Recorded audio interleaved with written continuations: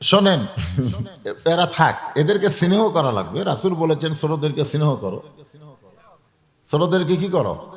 স্নেহ করো। আসরের ফরজ নামাজ কয় রাকাত? 4 রাকাত। প্রথম রাকাতের প্রথম সেজদায় রাসূল 3 বার সুবহান রাব্বিয়াল আলা বলে সেজদা থেকে মাথা তুললেন, কিন্তু প্রথম রাকাতের দ্বিতীয় সেজদায় গিয়ে রাসূল আর সেজদা তোলেন না। 100 বার সুবহান রাব্বিয়াল আলা বলা হয়েছে, কিন্তু সেজদা ওঠে না। ওমর ফারুক চিন্তা করলেন, কে রাসূল কি সেজদার যা ঘুমে গেল নাকি?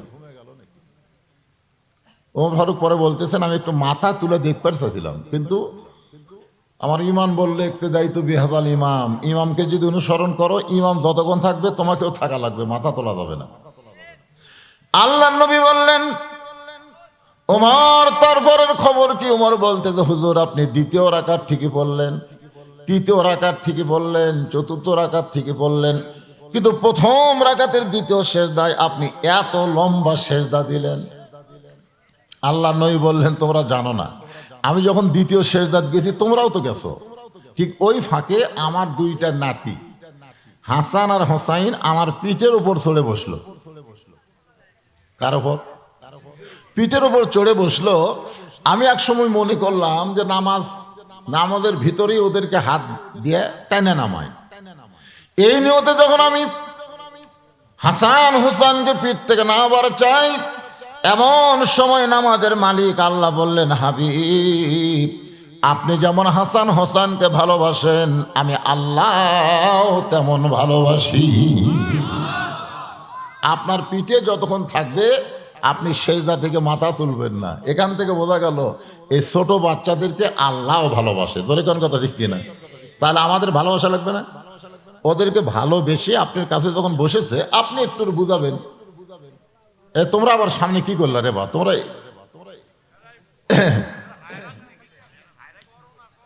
না, একটু মনোযোগ দিয়ে কথাগুলো শোনা লাগবে। আমি যে সূরা আপনাদের সামনে তাফসীর করব, নাম হলো সূরা কাউসার। নাম কি? আর এই মাসটা কি? রজব মাস। মাসের দিকে খেয়াল করি বক্তা করে ওয়াজ করা দরকার, ঠিক না? এই জন্য এখানে আপনারা লিখছেন তাফসীরুল কোরআন মাহফিল, মানে একটু তাফসীরও করা লাগবে। সেই হিসাবে আপনারা একটু মনোযোগ দিবেন। আমি যেটা বলতেছি যে এই মাসের এক রাতে আল্লাহ তাআলা আমাদের নবীকে আসমানে নিয়ে গেছিলেন। আসমান বললে ভুল হবে, আরশে নিয়ে গেছিলেন। আরশকে আসমানের নিচে না উপরে? আসমান কয়টা? কোথায় পাচ্ছেন? সূরা মুলকের মধ্যে আল্লাহ বলেছেন, সাবআ সামাওয়াতিন তিবাকান, 7টা আসমান আল্লাহ তাআলা সৃষ্টি করেছেন। দুনিয়া থেকে প্রথম আসমান যত দূরে, আবার প্রথম আসমান থেকে দ্বিতীয় আসমান তত দূরে, এভাবে স্তরে স্তরে 7টা আসমান আল্লাহ সাজায় রাখছেন। জোরে কান সুবহানাল্লাহ। সকলে জবান খুলে বলেন, আশহাদু আল্লা ইলাহা ইল্লাল্লাহু ওয়াহদাহু লা শারীকা লাহু ওয়া আশহাদু আন্না মুহাম্মাদান আবদুহু ওয়া রাসূলুহু الذي أرسل رسوله بالحق بشيرا ونذيرا وداعيا إلى الله بإذنه وسراجا منيرا فقد قال الله تعالى في كلامه المجيد والفرقان الحميد।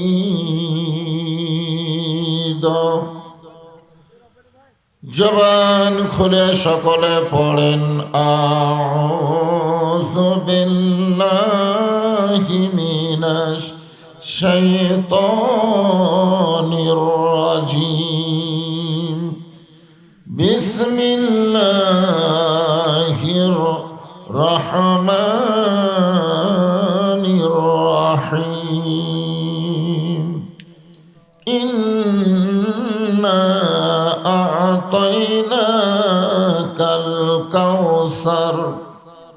فصل لربك وانحر إن شانئك هو الأبتر إن الله وملائكته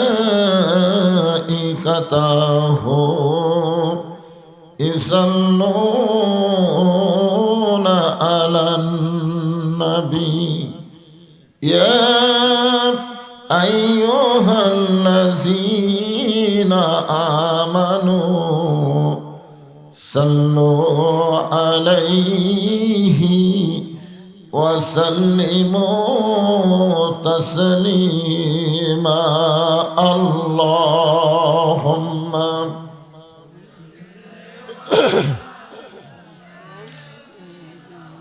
مولانا محمد وعلى آل سيدنا شفيعنا তোর পাহাড়ের ধুলি লাগিয়া মুসা নবীর সম্মান বেড়ে যায় নূর নবীজির জুতার ধুলাই দয়ার নবীজির জুতার ধুলাই আল্লাহর আরশ ধন্য হয় সাল্লাল্লাহু আলা মুহাম্মাদ সাল্লাল্লাহু জবান খুলে সকলে মহব্বত বলেন সাল্লাল্লাহু আলা মুহাম্মাদ সাল্লাল্লাহু মশরিকে হুব্বে মুহাম্মদ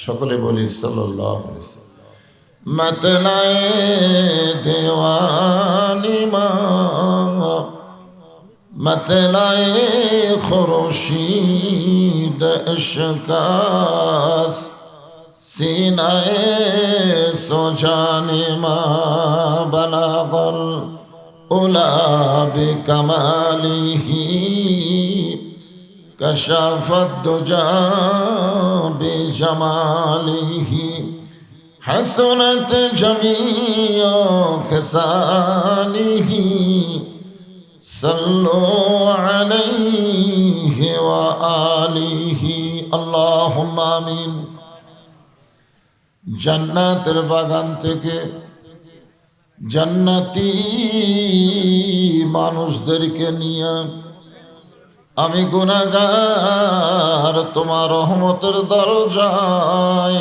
দুখানা হাত তুলেছি আল্লাহ হাসরের ময়দানে জাব্বার আর কাহার নামে রূপ নিয়া তুমি যখন বিচার শুরু করবে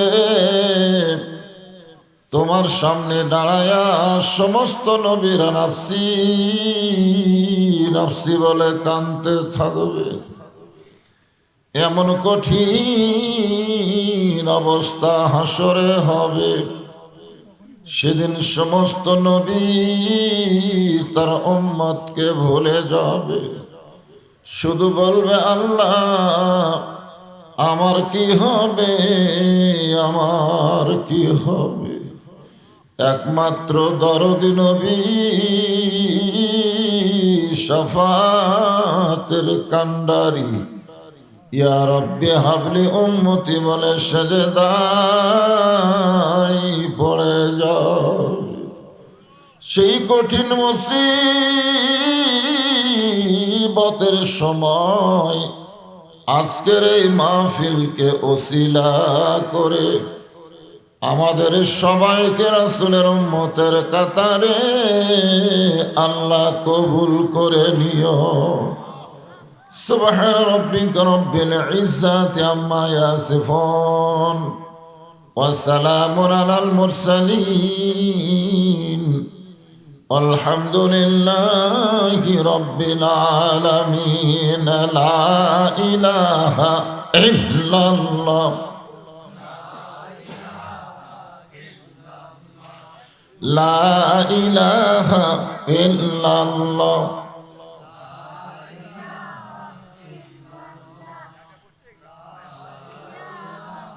যার দিলে আছে আমার আল্লাহর ভয়। কার ভয়? ছোট ছোট বাচ্চারা ভালো বোঝে। বাপের ভয় না আল্লাহর ভয়? আল্লাহর ভয়। যার মনে আছে আল্লাহর ভয়, আল্লাহ আল্লাহ সব সময়। যার দিলে আছে রে আল্লাহর ভয়, যার মনে আছে আল্লাহর ভয়, আল্লাহ আল্লাহ সব সময়। আহারানিদের ভালো লাগে না এই দুনিয়া, ভালো লাগে না, ভালো লাগে শুধু আল্লাহ। জোরে লা ইলাহা ইল্লাল্লাহ। লা ইলাহা ইল্লাল্লাহ, লা ইলাহা ইল্লাল্লাহ, লা ইলাহা ইল্লাল্লাহ, লা ইলাহা ইল্লাল্লাহ। চাঁদ সূরজ আর গ্রহ তারা আল্লাহ নামের পাগল পারা। চাঁদ সূরজ আর গ্রহ তারা আল্লাহ নামের পাগল পারা। আমার আল্লাহ নামের এতই দয়া, আল্লাহ নামের এতই মায়া, লুকিয়ে রাখছেন হে আল্লাহ। জোরে লা ইলাহা ইল্লাল্লাহ। লা ইলাহা ইল্লাল্লাহ মুহাম্মাদুর রাসূলুল্লাহ।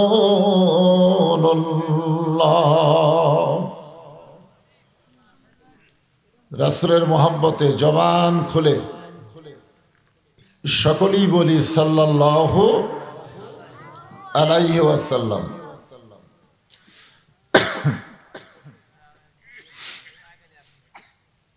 যখন নবীর নাম উচ্চারণ হবে এটা শোনার পরে কি বলা লাগবে? আল্লাহ রাসূলের হাদিস, এটা হাদিসে জিবরাইল। ফেরেশতা জিবরাইল তিনটা বিষয়ের উপরে আমিন আমিন আমিন বললেন। রাসূল বললেন আমিন আমিন আমিন। সাহাবীরা বললেন এ রাসূলুল্লাহ, আমরা শুধু আমিন শুনলাম, কিন্তু কি কারণে আমিন বললেন তা তো শুনলাম না। আল্লাহর নবী বলেন তিনটা বিষয় আমি আমিন বলেছি, তার মধ্যে একটা বিষয় হলো নবীর নাম শোনার পরে যারা দরুদ পড়বে না, আল্লাহ বলেছেন তারা ধ্বংস হয়ে যাক। ফেরেশতা জিবরাইল বলেছেন আমিন, আমি রাসূলও বললাম আমিন।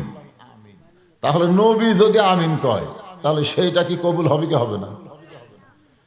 হবে না। এই সিজারগুলা বাচ্চারা আপনারা সামনে বসাচ্ছেন কেন? আপনি খোঁজলে দেখেন ওই সিজার করা অস্থির। কারণ দুনিয়াতে আসার 2 দিন আগে ওর মায়ের পেট কাটা বের করছে, ওর ঘুমই ভাঙ্গিনি, ওই সময় পেট কাটছে। এখন ডাক্তার কি করবে? ওরে চেতন করার জন্য এরকম পাও ধরে একটা ঘুরান দেয়। এই ঘুরান দেওয়ার কারণে মাথার মধ্যে একটা ঝাঁকি খায়। এই ঝাঁকি খাওয়াতে বাচ্চাগুলো অস্থির হয়। মোবাইল ছাড়া কান্না থামে না, মোবাইল ছাড়া ভাতও খায় না। আর এই সিজার করাগুলো সামনে বইছে, ওরা কি বুঝবে? আল্লাহর নবীর নাম শোনার পরে যারা দরুদ শরীফ পড়ে না, আল্লাহ বলেছেন তারা ধ্বংস হয়ে যায়। রাসূল বলেছেন আমিন, তার মানে ধ্বংস হবেই। তা আমরা যখনই নবীর নাম উচ্চারণ করব, শুনবো, জবান খুলে বলবো সাল্লাল্লাহু আলাইহি ওয়াসাল্লাম। মুরইল দক্ষিণপাড়া ফরকানিয়া মক্তব মাদ্রাসা প্রাঙ্গণে মাদ্রাসা কমিটি কর্তৃক আয়োজিত আজকের এই তাফসিরুল কোরআন মাহফিল আল্লাহ তাআলা আজকের এই মাহফিলে যেনাকে সম্মানিত সভাপতির আসনে কবুল করেছেন, মাওলানা মোহাম্মদ এনামুল হক। আজকের এই মাহফিলের সম্মানিত সহসভাপতি মাওলানা মোহাম্মদ আবু বকর সিদ্দিক। সম্মানিত সভাপতি দ্বয়কে অন্তরের অন্তঃস্থল থেকে আমি শুভেচ্ছা জ্ঞাপন করছি। সম্মানিত প্রধান অতিথি জনাব মোহাম্মদ আল হাসিবুল হাসান কবিরাজ সুরুজ, উপজেলার সম্মানিত চেয়ারম্যান সাহেব, আজকের এই মাহফিলের প্রধান পৃষ্ঠপোষক আলহাজ মোহাম্মদ আব্দুর রশিদ লালু, জনাব মোহাম্মদ হেলাল উদ্দিন কবিরাজ, এছাড়াও সম্মানিত সুধীজনের ভিতরে বিশেষ অতিথিবৃন্দের ভিতরে যিনাদের নাম রয়েছেন সকলকেই অন্তরের অন্তঃস্থল থেকে আমি শুভেচ্ছা জ্ঞাপন করছি। সম্মানিত ওলামায়ে কেরাম, এ জাতির শ্রেষ্ঠ সন্তান আলেম ওলামা, আপনারা মানেন বা না মানেন, আল্লাহ ঘোষণা করেছেন। কে? আল্লাহ কোরআন কারিমের মধ্যে বলেছেন, ইন্নামা ইয়াখশাল্লাহ মিন ইবাদিহিল ওলামা। আলেমদের বহু বছর হলো ওলামা। রাসূল বলেছেন, আল ওলামা ওয়ারাসাতুল আম্বিয়া, আলেমরা হচ্ছে নবীদের ওয়ারিস। তাহলে আলেমের কথা কোরআনেও আছে, নবীর হাদিসেও আছে, কিন্তু আপনাকে অন্তরে আছে না নাই? আছে। যে সমস্ত আলেম ওলামা আপনাদের মাঝে মাঝে বসে আছেন, মঞ্চ উপবিষ্ট আছেন, মাগরিবের নামাজের পর থেকে এত রাত পর্যন্ত যেনারা আলোচনা করে আপনাদেরকে শোনালেন, আলেম সহ আজকের মাহফিলের বক্তাগণকে অন্তরের অন্তঃস্থল থেকে আমি শুভেচ্ছা জ্ঞাপন করছি। এই মুহূর্তে আমার সামনে যারা বসে আছেন, কঠিন শীতকে উপেক্ষা করে আরামের বাড়ি, আরামের ঘুম, ল্যাপ তোষকের মহব্বত, শীতের ভিতরে ল্যাপ তোষকের একটা আলাদা মহব্বত আছে না নাই? সেইগুলো সব কিছু বাদ দিয়ে মাটির উপরে সামান্য লাড়া খেয়ার বিছাই দিছে, এর উপরে যেনারা বসে বসে আলোচনা শুনতেছেন, আমি আমার অন্তরের অন্তঃস্থল থেকে আপনাদের সবাইকে শুভেচ্ছা জ্ঞাপন করছি। সম্মানিত মা বোনেরা, পর্দার অন্তরালে বসে বসে যারা আলোচনা শুনতেছেন তাদেরকেও শ্রদ্ধা জ্ঞাপন করে এই মুহূর্তে জানতে চাচ্ছি আপনারা সকলে কেমন আছেন? এই যে কইল না ভালো, ভালো কথা হবে না, আলহামদুলিল্লাহ বলতে হবে। আপনারা যে ভালো নাই এটা তো আমি জানি, মুখে মুখে বললি ভালো। ভালো থাকা হলো দুই রকম। কয় রকম? একটা হলো শরীয়ত, একটা হলো মারেফত। শরীয়ত হলো শারীরিক আর মারেফত হলো মানসিক। আমরা বাংলাদেশের অনেক মানুষ শরীরের দিক দিয়ে মোটামুটি ভালো আছে, কিন্তু মনের দিক দিয়ে খুব একটা ভালো নাই। ঠিক কিনা বলেন? এরপরেও আমরা কি কইলাম? আলহামদুলিল্লাহ। যে আল্লাহ শারীরিক সুস্থতা দান করে মানসিক প্রশান্তি লাভের জন্য আজকের এই জান্নাতের বাগানে কবুল করলেন, আমরা সে আল্লাহর উপরে খুশি না বেজার? তাহলে জবান খুলে সমস্বরে সকলে বলবো, রব্বানা লাকাল হামদ হামদান কাসীরান তাইয়িবান মুবারাকান ফিহি। আমরা কার প্রশংসা করলাম? যদি প্রশ্ন করা হয় কেন করলেন, এমনি এমনি? আমরা কিন্তু নেতারও প্রশংসা করি, করি না? আমরা মৌলানার প্রশংসা করি, আমরা ডাক্তারের প্রশংসা করি। এইগুলা করে আমাদের কোনোই লাভ হয় না। আপনারা মৌলানার প্রশংসা করেন, বক্তার প্রশংসা করেন, দেখবেন বক্তার দাওয়াত বেড়ে যাবে, কিন্তু আপনাকে কোনো লাভ হবে না। ডাক্তারের প্রশংসা করলে ডাক্তারের রোগী বাড়বে, কিন্তু আপনাদের কোনো লাভ হবে? নেতার প্রশংসা করলে সামনে ইলেকশনে নেতা ভোট পাবে, আপনাদের কোনোই লাভ হবে না। কিন্তু এই মুহূর্তে আপনারা যে আল্লাহর প্রশংসা করলেন, এই প্রশংসা করাতে আল্লাহর কোনো লাভ নাই, বরং যারা প্রশংসা করলো তাদের প্রতি আল্লাহ এত খুশি হলো যে আসমান এবং জমিনের ফাঁকা জায়গাটা আল্লাহ নেকি দিয়ে পরিপূর্ণ করে দিল। আল্লাহ রাসূল বলেন, 3টা তসবিহ সে যত বড়ই পাপী হোক, তার জবান থেকে যদি 3টা তসবিহ বের হয়, কয়টা? একটা হলো সুবহানাল্লাহ, একটা হলো আলহামদুলিল্লাহ, আর একটা হলো আল্লাহু আকবার। এই 3টা তসবিহ যার জবান থেকে অনায়াসে বের হয়, বক্তার ঝাঁকিতে না, নিজের ইচ্ছাই বের হয়ে যায়, রাসূল বলেছেন সে যত বড়ই পাপী হোক না কেন, মৃত্যুর সময় সে ঈমানের সাথে মৃত্যুবরণ করে। কয়টা? তার মধ্যে 2টাতে শয়তান বেজার হয় না।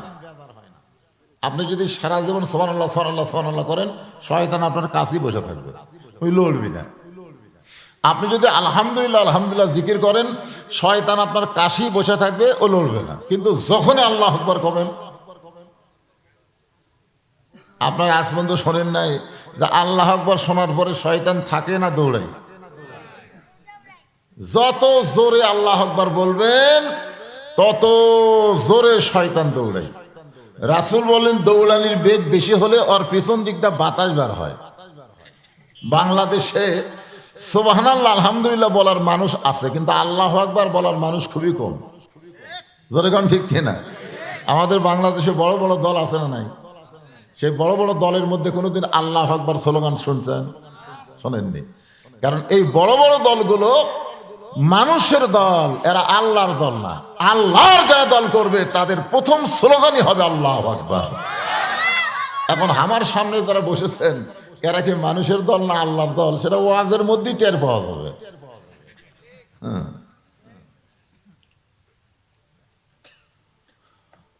যখন আল্লাহু আকবার বলা লাগবে, আপন ইচ্ছাই বলবেন, বক্তার ঝাঁকিতে বললে হবে না, নিজের ইচ্ছাই বলবেন ইনশাআল্লাহ। আল্লাহর প্রশংসা করার 3টা কারণ, অসংখ্য কারণের মধ্যে 3টা প্রধান কারণ। 1 নম্বর কারণ হলো আল্লাহ জন্মসূত্রে আমাদেরকে মুসলমান হিসাবে কবুল করেছে। খুশি না বেজার? জন্মসূত্রেই আমরা মুসলমান। অন্য ধর্মে জন্ম নিয়ে মসলা কঠিন। যার প্রমাণ হলো নবীর চাচা আবু তালেব। সারা জীবন নবীরে লালন পালন করছে, জানেন? আল্লাহ নবী বলেছেন, মায়ের পেটে আমি এতিম ছিলাম, মায়ের পেটে, কিন্তু দুনিয়াতে আসার পরে আমি এতিম ছিলাম না। সাহাবেরা বললেন, হুজুর আপনি তো এতিম, আপনার বাবা মারা গেছে, আপনি এতিম কেমনে ছিলেন না? আল্লাহর নবী বললেন, ভাগ্য কর্মে এমন একটা চাচা আমি পাইছিলাম যার নাম হলো আবু তালেব। জোরে কান, যার নাম কি? আমার চাচার দরদের কারণে আমার যে বাবা নাই এটা আমি বুঝতেই পারিনি। তাহলে চিন্তা করেন, বাবার দরদ দিয়ে যে চাচা নবীকে লালন পালন করছে তার নাম কি? আবু তালেব। সেই আবু তালেব যখন মৃত্যুর বিছানায়, আর উঠতে পারবে না, কেউ পড়েই গেছে। এমন সময় চাচা গিয়ে নবী গিয়ে বলতেছে, চাচা খালি একটা বার, বেশি বার না, কয়বার? একবার শুধু বলবেন লা ইলাহা ইল্লাল্লাহ, আমি আপনাকে হাত ধরে জান্নাতে পৌঁছায় দিব। আপনার বলেন তো কত বড় দামি কথা, খালি একবার। চাচা বললেন, বাজান মরেই যখন যাচ্ছি বাপদাদার ধর্ম ছাড়বো না। এ কথার দ্বারা বোঝা গেল, যাই যে ধর্মের মধ্যে জন্ম নেয় মনে করে সেটাই আসল। একটা হিন্দুকে যদি আপনি বলেন কলমা পড়বে, না না না আমারটাই আসল। খ্রিস্টান বলে আমারটা আসল, ইহুদি বলে আমারটা আসল, আমরা মুসলমান বলে আমাদেরটা আসল। আসলে আসল কোনটা? আসল কোনটা যিনি ধর্মের মালিক তিনিই বলতে পারেন। জোরে কোন কথা ঠিক কিনা? আপনারা বলেন তো ধর্মের মালিক কে? সে আল্লাহ কোরআনে বলেন, ওয়ামান ইয়াবতাগি গায়রাল ইসলাম দীনান ফালান ইউকবালা মিনহু। কোরআনে আয়াত শুনলে কি করা লাগে? এই তো এখনই আপনারা মিস করলেন। আল্লাহ কোরআনে ইরশাদ করেন, যে ইসলাম ধর্ম ছাড়া অন্য কোন ধর্ম কেউ যদি গ্রহণ করে, আল্লাহ বলেছেন লা ইউকবালা মিনহু, সেইটা কখনো কবুল করা হবে না। এ কথার দ্বারা আল্লাহ বুঝাইলেন পৃথিবীতে যতই ধর্ম থাক, ধর্ম আসলে কয়টা? আরো জোরে বলেন। আর বাদগুলা, এটা আয়াত দিয়ে কি বুঝতেছেন? লা ইউকবালা মিনহু মানে কবুলই করা হবে না। এই হিসাবে গোটা পৃথিবীতে আল্লাহর পছন্দনীয় একটা ধর্ম, তার নাম হলো ইসলাম। আল্লাহ কোরআনে বলেন ইন্নাদ-দীনা ইনদাল্লাহিল ইসলাম। আল্লাহ আমাদেরকে সেই ইসলামের মধ্যে কবুল করেছে, খুশি না বেজার? এই জন্য আমরা প্রশংসা কম করব না বেশি করব? আল্লাহর প্রশংসা করার 2 নম্বর কারণ হলো, মানে অসংখ্য কারণ, তার মধ্যে 2 নম্বর যেটা মেজর কারণ, সেটা হলো আল্লাহ আমাদেরকে দয়া করে রহম করে বিশ্ব নবী, ধরে কোন নবী? বিশ্ব নবীর উম্মত করে দুনিয়াতে কবুল করেছেন। যেই নবী ঘোষণা করেন তোমরা যদি ঈমান নিয়ে যত পাপ তোমরা করো না কেন, তোমরা যদি ঈমান নিয়ে কবরে আসতে পারো, যত পাপ তোমরা দুনিয়াতে করো সমস্যা নাই, কিন্তু ঈমান নিয়ে যদি কবরে আসতে পারো, আমি রাসূল তোমাদেরকে সুপারিশ করে আল্লাহর জান্নাতে পৌঁছায় দিব। এজন্য একটা গান আছে, আছেন আমার মুক্তার, আছেন আমার বারিস্টার, সেই বিচারের হাইকোর্টেতে তিনি আমায় করবেন পার, আমি পাপী রাসূল জাবিন্দার। আল্লাহ যখন হাকিম হয়ে আমাদেরকে আসামি করে বিচার শুরু করবেন, আপনারা বলেন তো আল্লাহর সামনে আমাদেরকে আসামি হওয়া লাগবে কি লাগবে না? এই ছোট বাচ্চা কটা কার কার আপনাকে দায়িত্ব আছে না? কার দায়িত্ব? এরা কার দায়িত্ব আছে?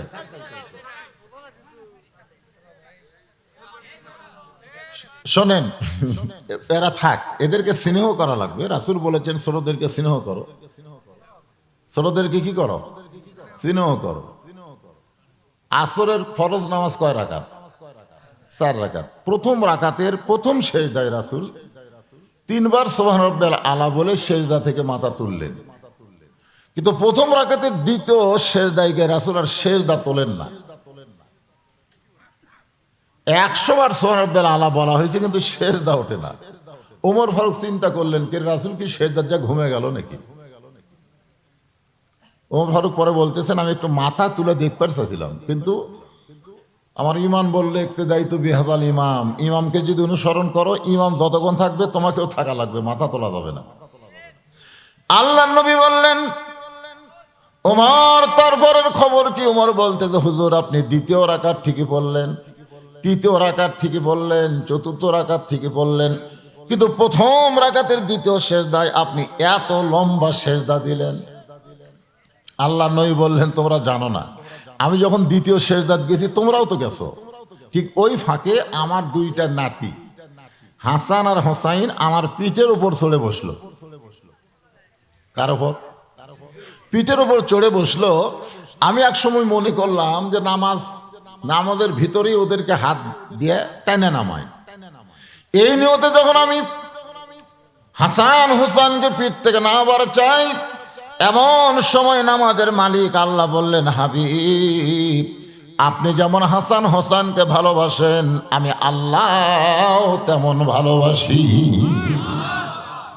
আপনার পিঠে যতক্ষণ থাকবে আপনি সেজদা থেকে মাথা তুলবেন না। এখান থেকে বোঝা গেল এই ছোট বাচ্চাদেরকে আল্লাহ ভালোবাসে। ধরে কোন কথা ঠিক কিনা?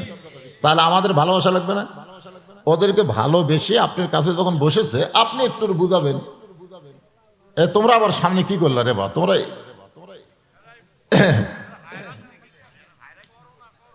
না, একটু মনোযোগ দিয়ে কথাগুলো শোনা লাগবে। আমি যে সূরা আপনাদের সামনে তাফসীর করব, নাম হলো সূরা কাউসার। নাম কি? আর এই মাসটা কি? রজব মাস। মাসের দিকে খেয়াল করি বক্তা করে ওয়াজ করা দরকার, ঠিক না? এই জন্য এখানেও আপনারা লিখছেন তাফসীরুল কোরআন মাহফিল, মানে একটু তাফসীরও করা লাগবে। সেই হিসাবে আপনারা একটু মনোযোগ দিবেন। আমি যেটা বলতেছি যে এই মাসের এক রাতে আল্লাহ তাআলা আমাদের নবীকে আসমানে নিয়ে গেছিলেন। আসমান বললে ভুল হবে, আরশে নিয়ে গেছিলেন। আরশ কি আসমানের নিচে না উপরে? আসমান কয়টা? কোথায় পাচ্ছেন? সূরা মুলকের মধ্যে আল্লাহ বলেছেন সাবআ সামাওয়াতিন তিবাকান, ৭টা আসমান আল্লাহ তাআলা সৃষ্টি করেছেন। দুনিয়া থেকে প্রথম আসমান যত দূরে, আবার প্রথম আসমান থেকে দ্বিতীয় আসমান তত দূরে, এভাবে স্তরে স্তরে ৭টা আসমান আল্লাহ সাজায় রাখছেন। জোরে কান সুবহানাল্লাহ। সেই ৭ আসমানের উপরে হচ্ছে আল্লাহর আরশ। সে আরশে নিয়ে গেছিলেন এই মাসে। কোন মাসে?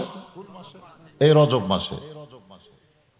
যখন আল্লাহ তাআলা নবীকে আরশে নিয়ে যাচ্ছেন, এই সম্পর্কে একটা আয়াতের সামান্য সূচনা এভাবে আছে, সুবহানাল্লাযী আসরা বিআবদিহি লাইলাম মিনাল মাসজিদিল হারাম ইলাল মাসজিদিল আকসা।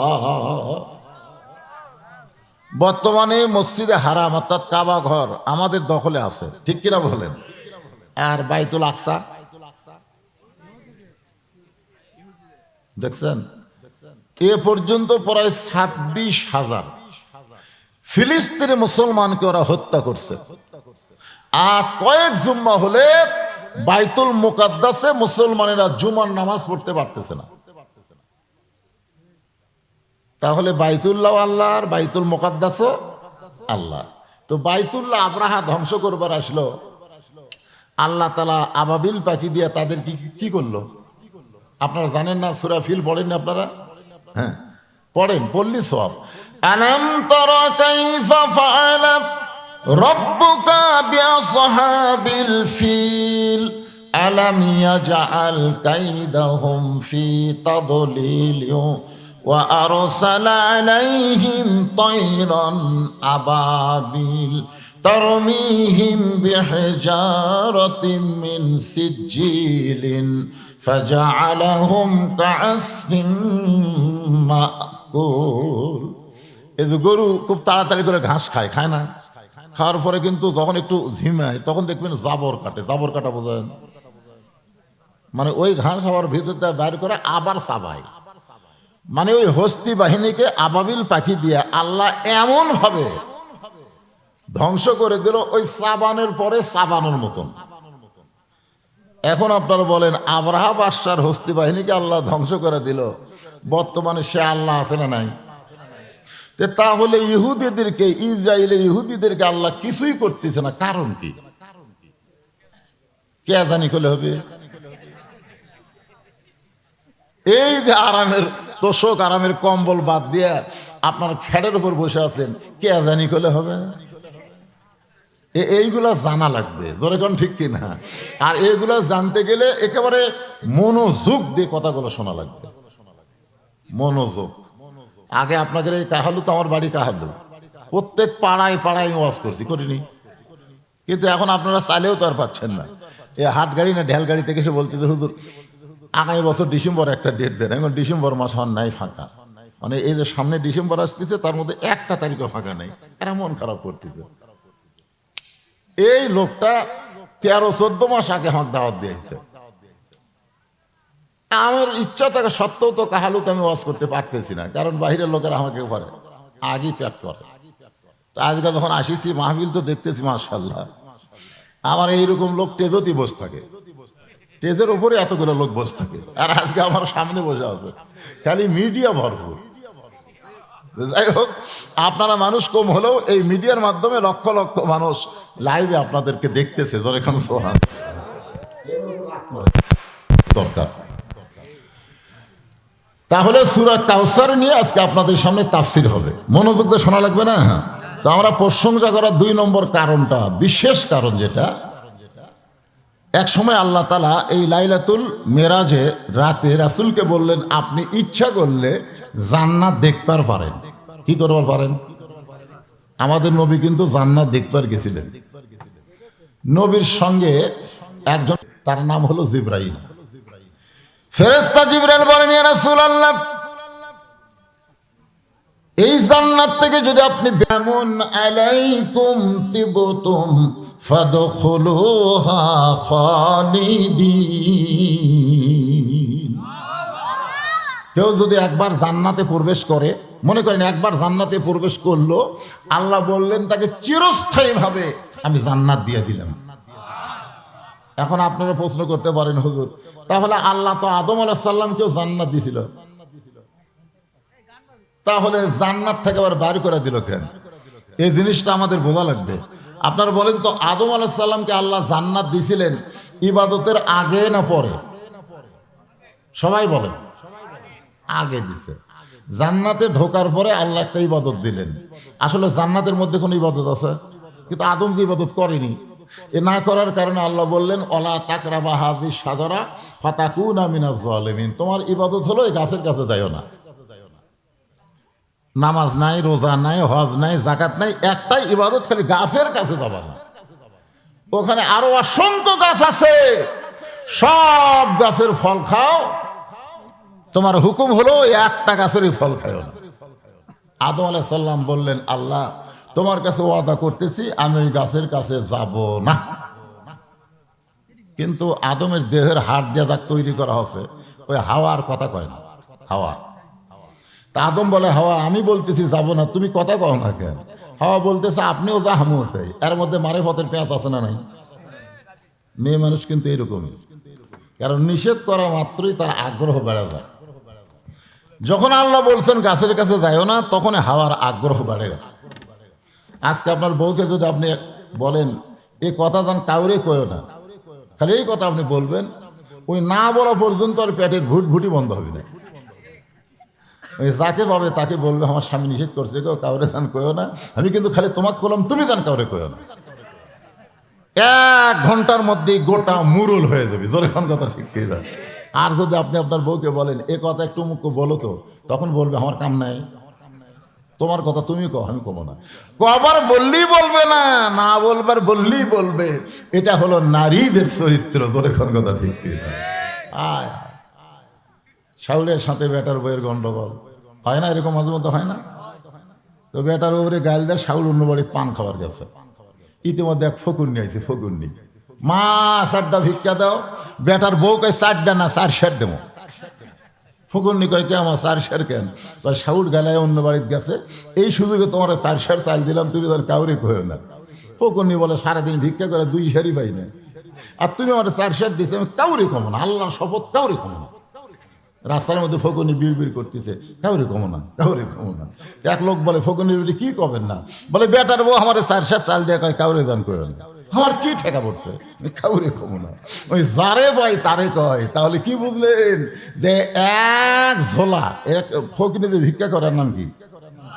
এক ঝোলা চাউল যে ফকুনি হেফাজত করা পারলো না, তাকে যদি দেশ হেফাজত করার দায়িত্ব দেন পারবি?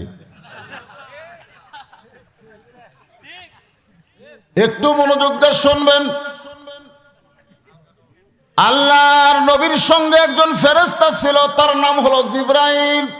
ফেরেশতা জিবরাইল বললেন নবী গো, আপনি যদি জান্নাত থেকে বের না হন, আল্লাহ আপনাকে জান্নাত থেকে বার করে দিবে না। সঙ্গে সঙ্গে নবী খুশি না হয়ে রাগ করলেন। জিবরাইল যেই কথা একবার বলেছো, এই কথার দ্বিতীয়বার বলতে পারবা না, কারণ আমি জান্নাত থাকার জন্য আসি নাই। আল্লাহ যদি বলতো নবীকে আপনি জান্নাতে থাকেন, আমি জান্নাতের মধ্যে ঢুকতামই না। আমি শুধু দেখার জন্য আইছি আমার উম্মতের জন্য আল্লাহ কেমন জান্নাত বানাইছে। আমার জন্য না, আমার উম্মতের জন্য আল্লাহ কেমন জান্নাত বানাইছে, এটা শুধু দেখার জন্য আইছি। ফেরেশতা জিবরাইল বলে হুজুর তাহলে আপনি কি জান্নাতে থাকবেন না? আল্লাহ রাসূল বললেন আমি সেই দিন জান্নাতে থাকার জন্য ঢুকবো যেদিন আমার সমস্ত উম্মতেরা জান্নাতি হবে।